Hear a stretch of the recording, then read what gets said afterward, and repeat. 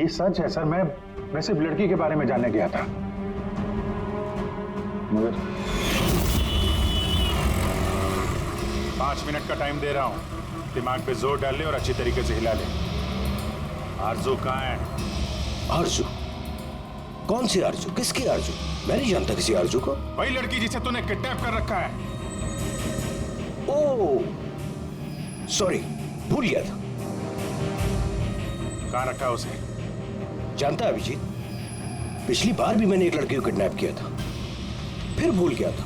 फिर अचानक 2 महीने के बाद मुझे याद आया, तो फिर जाकर देखा कि उसकी लाश कुर्सी से बंधी हुई थी और उसकी लाश पर मक्खियां भिनभिना रही थी। और अब आरजू का भी वही हाल होने वाला है।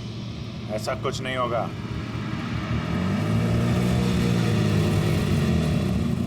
कहाँ है आरजू? हाँ याद आया, मेरी जेब में, निकाल ले।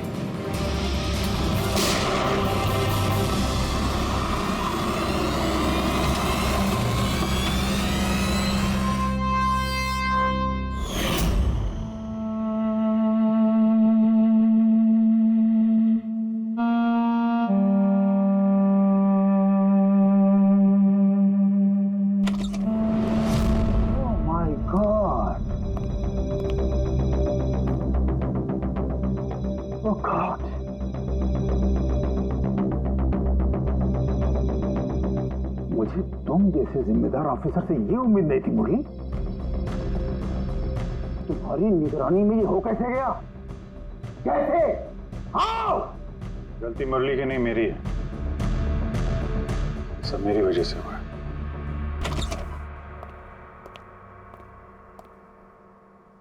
वाह वाह, क्यों एसपी साहब, बड़ा गर्व हो रहा होगा आपको। तो इतिहास में पहली बार किसी सीआईडी ऑफिसर के हाथों खून हुआ है, और वो भी एक सरकारी गवाह का। चैन साहब, आपको जो कुछ कहना है मुझे कहिए। अपराध मैंने किया है। तुमसे नहीं, एसीपी प्रद्युमन से ही बात करूंगा, क्योंकि अगर सीआईडी की नाक कटती है, फाइनली सारी जिम्मेदारी प्रद्युमन के कंधे पर ही आती है। इसलिए तुमसे ही बात करूंगा। कैसे हुआ ये सब? पता नहीं सर कैसे हो गया। मैं तो सिर्फ उसे गन दिखा के डरा रहा था सर। गोली चलाने का कोई इरादा नहीं था सर मेरा। अच्छा। तो तुम सिर्फ गन दिखा रहे थे, हाँ? और गन अपने आप चल गई। तुम सीआईडी ऑफिसर हो या कोई नौसिखिए? I mean amateur shooter. मैं पहला सवाल, तुम वहां गए क्यों थे? जब कानून अपना काम कर रहा था तो तुमसे किसने कहा था बीच में टांग अड़ाने के लिए? जैन जी प्लीज, आप जरा शांति से बात कीजिए। अभिजीत एक सीआईडी ऑफिसर है, कोई राह चलता आदमी नहीं। देखो, अभिजीत मेरे लिए सिर्फ और सिर्फ एक मुजरिम है, मकरंद की तरह। हाँ वैसे कितने रुपए लिए तुमने मकरंद से विक्रांत को मारने के लिए?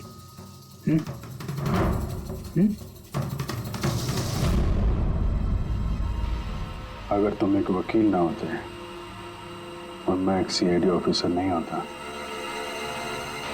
तो ये सवाल तुम्हें बहुत भारी पड़ता। Oh really? देखो ऐसे थे प्रद्युमन, इसके तेवर तो देखो, फोन करके बैठा है और मुझ जैसे लॉयर को, सीनियर लॉयर को धमकी दे रहा है। ऐसे चार्जेस लगाऊंगा साफ जन्मों तक जेल में बैठ के सड़ोगे। ये चीजोगे तुम वहां। मानता हूं गोली चलाई मैंने सर, विक्रांत को मार दिया, लेकिन उसे मारने का कोई इरादा नहीं था मेरा। खून सिर्फ खून होता है अभिजीत, इरादा चाहे कुछ भी हो, गलत या सही कोई फर्क नहीं पड़ता। अदालत में ये सब काम नहीं आए। ये प्रोसिक्यूटर, जैन, मीडिया वाले धज्जियां उड़ा देंगे तुम्हारी, धज्जियां। इस जुर्म की सजा भुगतने के लिए मैं तैयार हूं सर, लेकिन जयंत और मीडिया वाले जो मुझ पर इल्जाम लगा रहे हैं मकरंद से मिले होने का, यह मैं कभी बर्दाश्त नहीं कर सकता। अभिजीत, फिर तो तुम्हें कोई नहीं बचा सकता।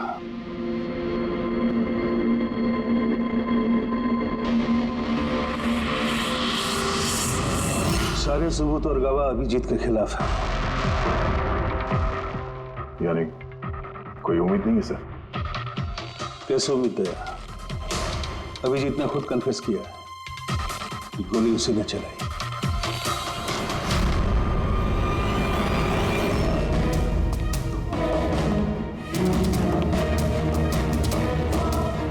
विक्रांत की मौत अभिजीत की गोली से नहीं हुई है बॉस।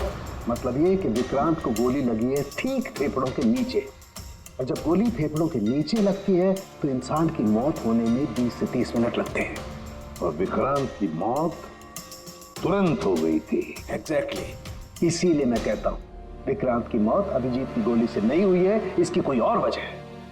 और क्या वजह हो सकती है? उस वैन में ड्राइवर अभिजीत और विक्रांत के अलावा और कोई नहीं था। एक गोली चली, वो भी अभिजीत के गन से। उस वक्त वैन के अंदर कोई और नहीं था, और वैन के बाहर तो कोई और हो सकता है।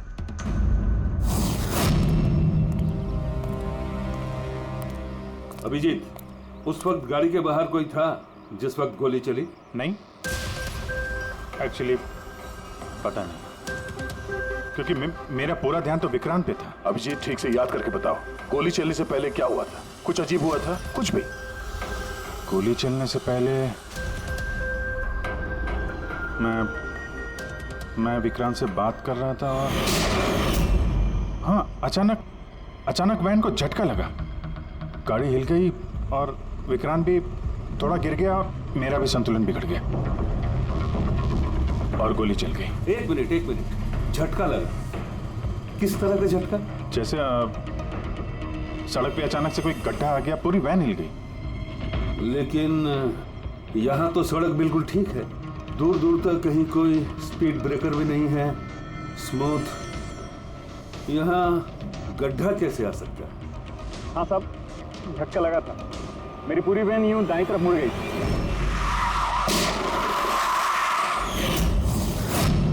स्टीयरिंग खुद ब खुद घूम गया? हाँ साहब। ये कैसे हो सकता है? साहब, ये तो मुझे भी पता नहीं चला कैसे हो गया। इससे पहले कि मैं वैन को संभाल पाता, पीछे से गोली चलने की आवाज आ गई।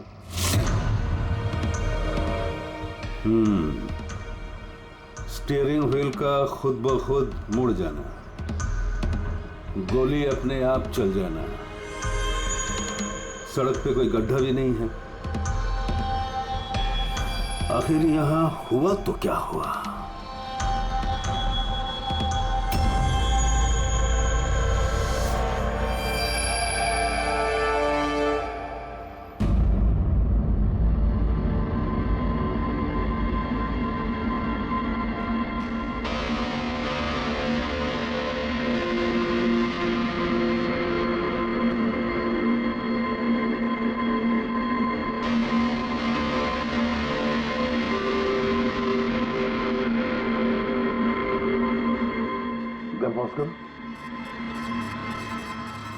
ये देखो, जब ये हादसा हुआ तो ये काली एसयूवी, ये काली गाड़ी उस वैन के बगल में से पास हुई। मतलब सर, विक्रांत का खूनी शायद इसी गाड़ी में? हाँ, हो सकता है। सर, ये गाड़ी कहीं रुकी नहीं सर, ये सीधे सीधे चली गई और दूसरी गोली की आवाज भी नहीं आई। और एक बात नोटिस की तुम लोगों ने, 11:17 पर वो काली गाड़ी पास हुई वैन के बगल से, और एग्जैक्टली 11:17 पर विक्रांत की घड़ी भी बंद हो गई। हाँ सर, अभिजीत की घड़ी भी 11:17 को ही बंद हुई थी। हाँ? ये दोनों घड़ियों का एक साथ बंद होना और इस कार का ठीक 11:17 पे वहां से गुजरना, ये संजोग नहीं हो सकता। बिल्कुल सर, बिल्कुल सही कहा आपने, ये कोई संजोग हो ही नहीं सकता। जरूर कोई ना कोई राज छुपा है उस काले रंग के एसयूवी में जो अभिजीत की बेगुनाही साबित करेगा। तो यहाँ इस फुटेज में इस गाड़ी का नंबर तो दिख नहीं रहा है। इस जगह से 5 किलोमीटर दूर सर टोल नाका है, वहां के सीसीटीवी फुटेज से शायद इस कार की डिटेल मिल जाए।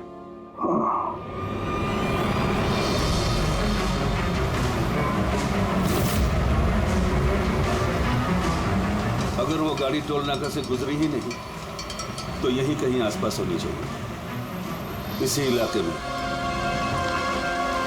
सर वो देखिए,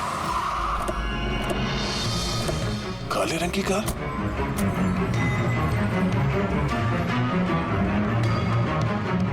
ओह नो। रेडी, जरा आगे चेक करो।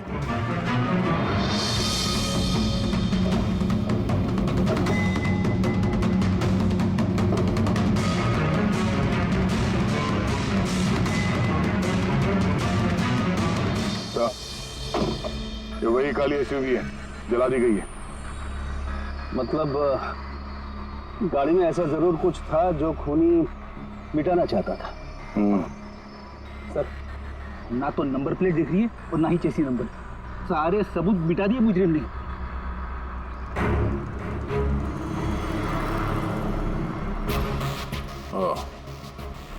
फिर एक काम करो, जरा आसपास पूछताछ करो, देखो किसी ने यहाँ पे कुछ देखा है क्या। अरे सुनो, ये जली हुई गाड़ी के बारे में कुछ बता सकते हो क्या? जी नहीं। हाँ? ये देखिए, सीट के नीचे ये डिवाइस पड़ा था। Electric device. हाँ सारुण के, क्या डिवाइस है, कुछ पता चला?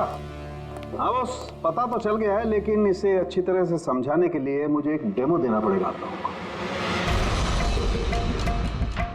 मान लीजिए कि ये विक्रांत है और हम इसे मारना चाहते हैं, लेकिन हम इसके करीब नहीं जा सकते हैं, तो फिर इसे कैसे मारा जाए?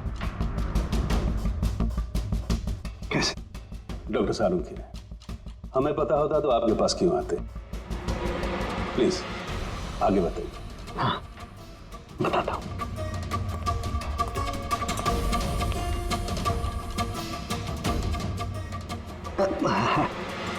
आप थोड़ा पीछे हट जाइए प्लीज। Thank you.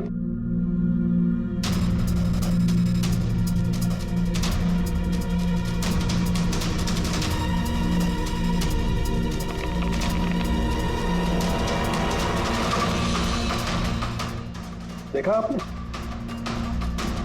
बस बिना नजदीक जाए इसे ऐसे मारा जा सकता है।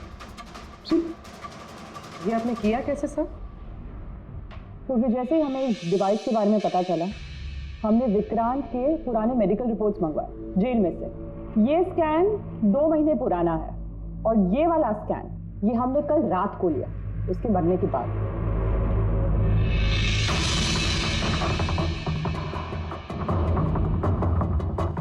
या सारुंकी, इस पहले वाले स्कैन में एक छोटी सी चीज अटकी हुई है वहां उसके सिर में।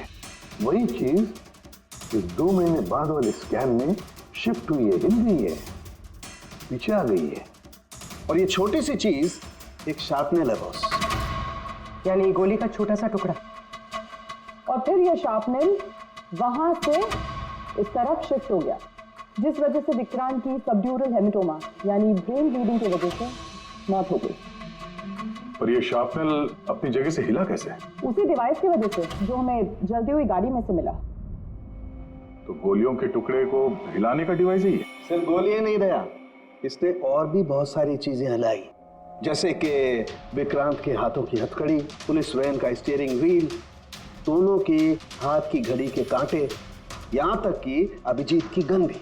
मतलब लोहे की चीजें, तो जितनी भी लोहे की चीजें हैं वो हिल गई उस डिवाइस की वजह से। Exactly boss. और लोहे का सबसे बड़ा आशिक है मैग्नेट, चुंबक। बॉस, ये है वो चुंबक जिसके जरिए मैंने इसे उड़ाया। यानी उस काली वैन में भी एक ताकतवर लौह चुंबक था, जिसकी वजह से पूरी की पूरी वैन दाईं तरफ चली गई और अभिजीत की मेटल की गन वो भी अपने आप चल गई। हाँ, और विक्रांत के सिर में जो अटका हुआ शार्पनल का टुकड़ा है वो भी शिफ्ट हुआ। सर, इतनी प्लानिंग के साथ तो वही मार सकता है जिसे शार्पनल के बारे में पहले से पता था, उसका कोई करीबी। मकरंद, मकरंद। मतलब अभिजीत सर बेगुनाह? No, not at all. इतने जल्दी किसी नतीजे पे पहुंचना ठीक नहीं होगा। मकरंद के खिलाफ जब तक हमको पक्का सबूत न मिल जाए, कानून की नजर में अभिजीत ही दोषी है। मकरंद के खिलाफ सबूत तो वही देगा ना जो विक्रांत के सेफ हाउस के बारे में जानता था, वरना मकरंद को कैसे पता कि विक्रांत किस रास्ते से कोर्ट पहुंचेगा। और विक्रांत की खुफिया जानकारी सिर्फ मुरली और उसके बाकी साथियों के पास थी। आप लोग ऐसा सोच भी कैसे सकते हो सर कि हम में से कोई गद्दारी कर सकता है? जितने ईमानदार आप लोग हैं ना, उतने ईमानदार हम लोग भी हैं। विक्रांत को कहां और कौन से सेफ हाउस में रखा गया था ये सिर्फ आप लोग जानते थे और कोई नहीं। ये सच है ना? हाँ सर, नहीं पता थी। यहाँ तक हमारे घर वालों को पता नहीं थी, तो फिर हम बाहर वालों पे क्यों इल्जाम लगाएंगे? शायद पैसों के लिए किसी ने मकरंद को यह जानकारी दी हो। प्लीज साहब, हम भी पुलिस वाले हैं, जान की बाजी हम भी लगाते हैं। आप इस तरह इंफॉर्मेशन कहीं ना कहीं से तो लीक हुई है मुरली। हाँ सर, एक्चुअली मैं भी वही सोच रहा हूँ कि सेफ हाउस में 24 घंटे सीसीटीवी कैमरे लगे हुए थे, तो अगर भी कोई बाहर वाला अंदर नहीं आ सकता। क्या कहा आपने? चाहकर भी कोई बाहर वाला अंदर नहीं आ सकता? हाँ सर। झूठ! बाहर वाला कोई भी अंदर नहीं आया था। हाँ? क्यों? I am sorry sir, actually Jain ji कभी कभी आते थे। कभी कभी जैन जी आते थे? Yes sir. और कभी कभी जैन जी किस लिए आते थे? क्योंकि जैन जी मकरंद को हर हालत में जेल तक पहुंचाना चाहते थे। अच्छा, तो कहीं ये जयंती वो गद्दार तो नहीं है? वैसे भी कुछ ही दिनों में रिटायरमेंट होने वाला था, आखिरी केस था उनका। सोचा होगा संन्यास लेने से पहले थोड़े बहुत पैसे बना लो। सर, सर वाकई जयंत ने काफी पैसे बनाए। अभी 10 दिन पहले इसने पुणे में 10 करोड़ का फार्म हाउस खरीदा है। क्या? हाँ सर, ये रहे उस पार्टी के फोटोग्राफ।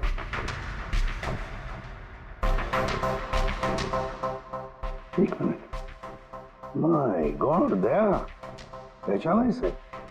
हाँ सर, ये तो जोगी है, मकरंद का खास चेला। जोगी मकरंद का खास चेला, और वो भी जयंत की पार्टी में।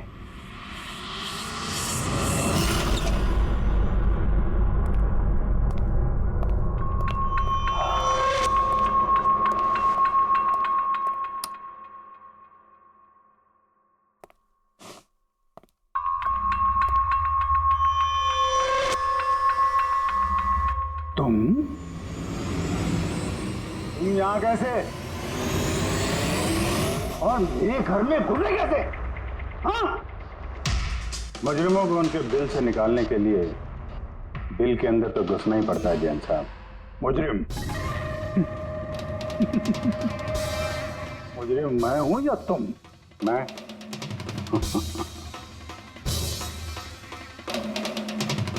लेकिन ये तस्वीर ये कुछ और ही कहानी कह रही है।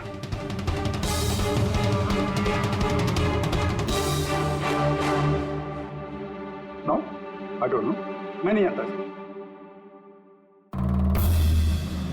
नहीं जानते?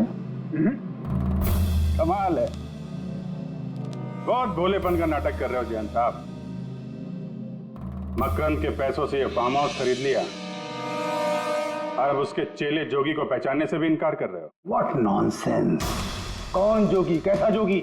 मैं किसी जोगी वोगी को नहीं जानता। अगर नहीं जानते तो ये जोगी तुम्हारी पार्टी में क्या कर रहा था? देखो, मेरी पार्टी में 400 से ज्यादा लोग आए थे।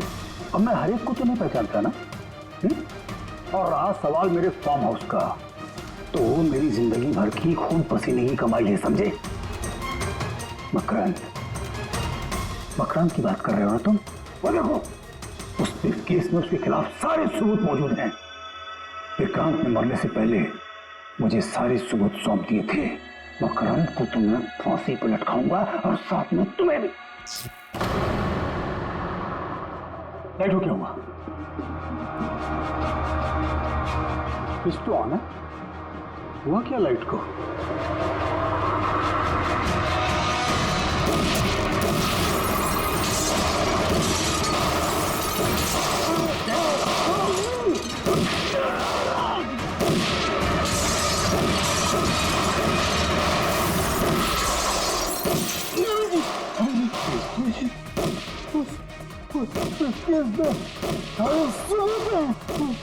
मकान के हाथ नहीं आना। जैन जी,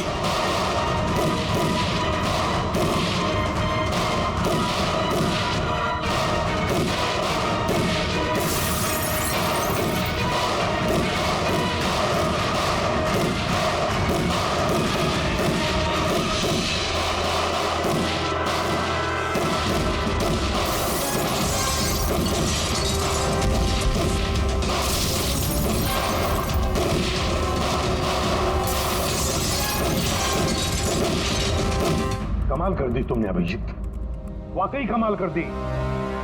पर पूरी मीडिया तुम्हारे जान के पीछे पड़ी है, अब तो उनको लॉटरी लग गई। अब कह रहे जैन का खूनी अभिजीत है। सर उनके कहने से क्या होता है? आपको पता है मैं निर्दोष हूं सर। लेकिन तुम्हें वहां जाने की जरूरत क्या थी? जैन के घर में, वहां के सीसीटीवी कैमरे में साफ दिख रहा है कि जैन के मौत के वक्त तुम वहां थे। और सिर्फ इतना ही नहीं, अब तो पूरी सीआईडी टीम पर इल्जाम लगा रहे हैं कि हम तुम्हें बचाने की कोशिश कर रहे हैं। इल्जाम तो लगेगा ही ना प्रद्युमन। जयंत मकरंद के खिलाफ नया सबूत पेश करने वाला था अदालत में, और ठीक एक दिन पहले उसकी मौत हो गई। हाँ, लेकिन वो सबूत मुजरिमों के हाथ नहीं लगा सर। मैं लेके आया। जैन से मरने से पहले मुझे ये सारे सबूत सौंप दिए। ये सबूत, ये फोटोग्राफ्स, ये पेपर्स, ये सबूत काफी नहीं है मकरंद को अदालत में सजा दिलवाने के लिए। काफी नहीं है ये सबूत। तो वो पेनड्राइव से कुछ पता चल सकता है ना? हाँ, अभिजीत, ये पेनड्राइव पासवर्ड मांग रही है। जैन ने मरने से पहले पासवर्ड वगैरह बताया? नहीं सर, इसके पहले वो कुछ बोल पाते उन्होंने दम तोड़ दिया था। अरे यार,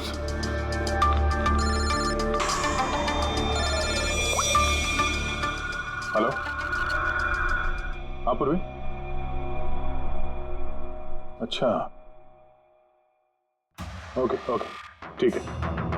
अच्छा, पता चल गया जोगी को जैन जी की पार्टी में कौन लेके गया था? कौन लेके गया था? खुद जैन जी की पीए सोनल।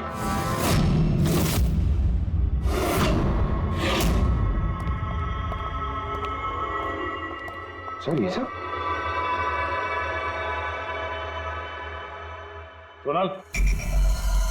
सोनल, पूरी तेरा ऊपर चेक कर।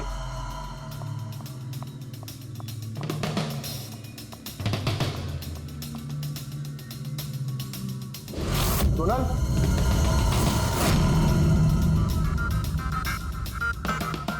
सर अभी तो कोई भी नहीं। सर कोई नहीं होगा। तो सोनल गई था?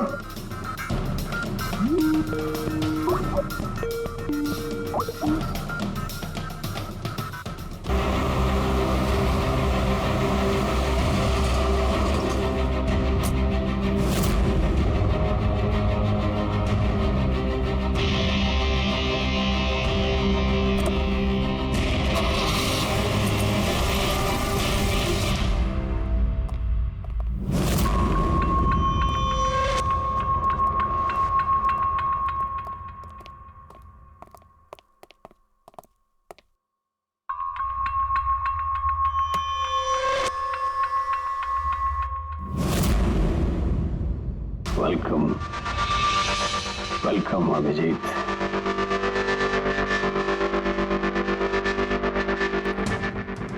मकरंद के आशियाने में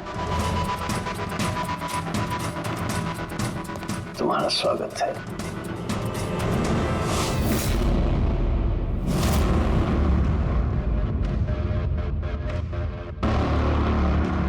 सबूत सबूत इधर है बॉस।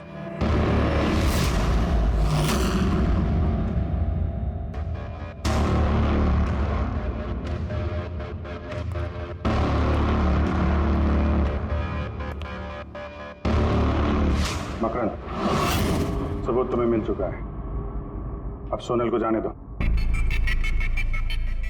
यस। वैसे भी वो कहते हैं ना कि मरने वाले की अंतिम इच्छा अधूरी नहीं रहनी चाहिए। सोनल को बुलाओ।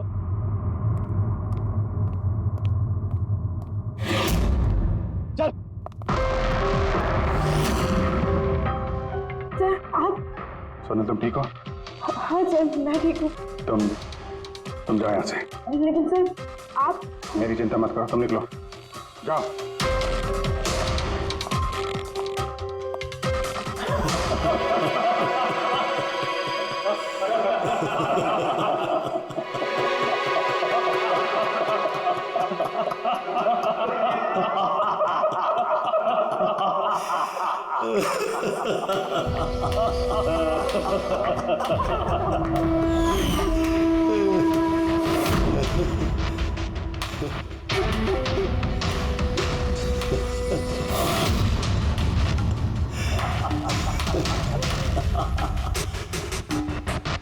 सोनल तुम भी मानते हो ना मेरे दिमाग को? तुम सीआईडी वालों को भी मैंने चकमा दे दिया।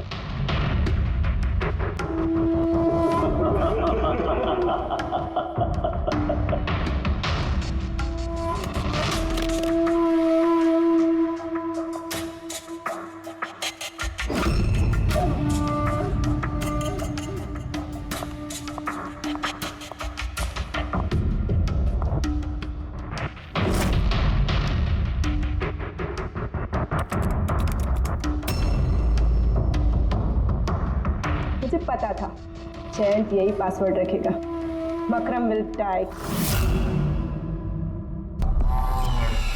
Now, stop conversation. Start the operation.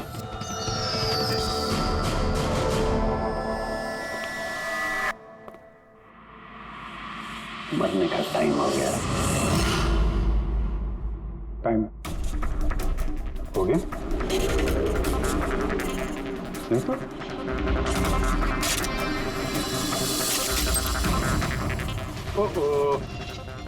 Magnet,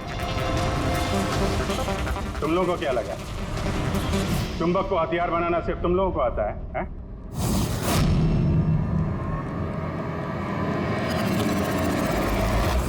इस ब्रीफकेस में वैसा ही चुंबक है जैसा तुम लोगों ने उस गाड़ी में लगाया था विक्रांत को मारने के लिए।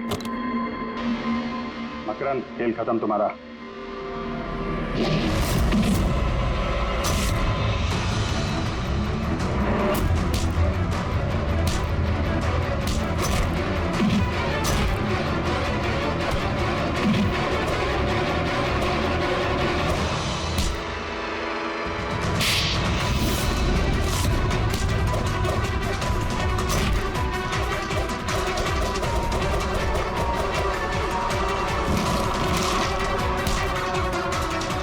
पैसों के लिए अपने बॉस को धोखा दिया?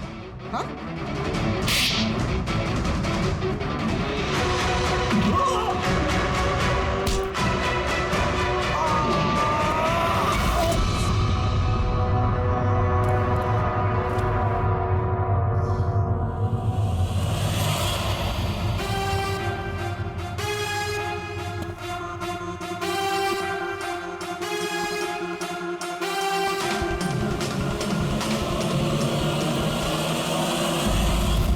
Morning sir.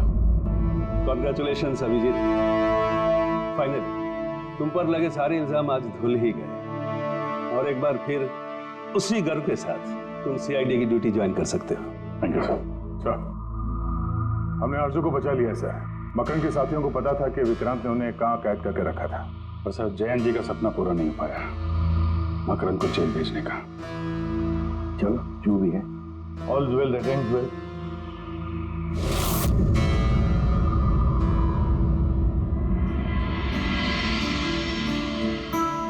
संभालो अपनी अमानत को।